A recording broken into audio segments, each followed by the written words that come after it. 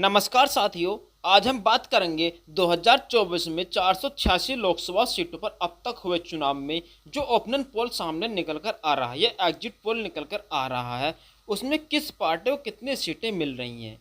दोनों ही पार्टियां अपने अपने गठबंधन से लड़ रही हैं, बीजेपी और दोस्तों कांग्रेस। बीजेपी का एनडीए गठबंधन है, दोस्तों कांग्रेस का इंडिया गठबंधन है। अब यहाँ पर देखना यह है कि किस पार्टी को कितनी सीटें मिल रही हैं, क्योंकि दोनों ही पार्टियों के समर्थक में डर या भय बैठा हुआ है कि हमारी सरकार बनेगी, दूसरी पार्टी की सरकार बनेगी, कहीं बीजेपी की सरकार न बन जाए या कहीं कांग्रेस की सरकार न बन जाए।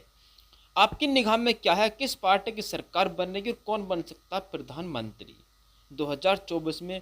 क्या तीसरी बार नरेंद्र मोदी प्रधानमंत्री बनेंगे या फिर राहुल गांधी आपके प्रधानमंत्री बन सकते हैं 2024 के लोकसभा के चुनाव के बाद?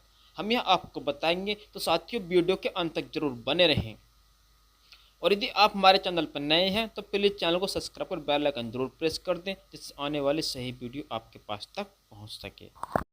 साथियों, अब तक देश में 6 चरणों में चुनाव हो चुका है, जिसमें 486 सीटों पर वोटिंग यानी चुनाव हो चुके हैं। अब 486 सीटों में से दोस्तों आगे तो 543 में 57 सीटें शेष बची हैं।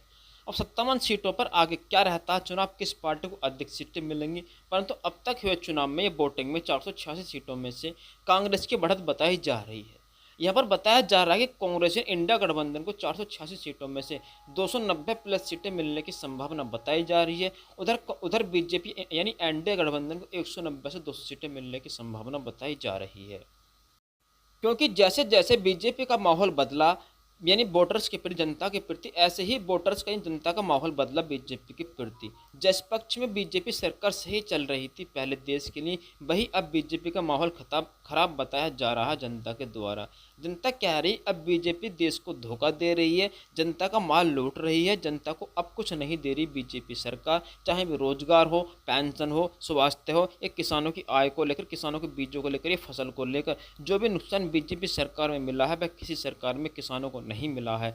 चाहे वो रोजगार को मुद्दे को देखा जाए तो बीजेपी सरकार बिल्कुल फिसड्डी निकल रही है, यानी रोजगार के मामले में युवा बिल्कुल परेशान दिख रहा है बीजेपी सरकार में। तो इस माहौल को देखते हुए किसान का वोट और दोस्तों युवाओं का वोट क्या कांग्रेस की तरफ जा रहा है, जिसमें दोस्तों बीजेपी में फूट पड़ती दिखाई जा रही है। और बताया जा रहा है बीजेपी को अब काफ़ी नुकसान उठाना पड़ेगा 2024 के लोकसभा चुनाव में, जिस कारण बीजेपी 190 से 200 सीटों पर अटक रही है अब तक के 486 सीटों पर से हुए चुनाव में।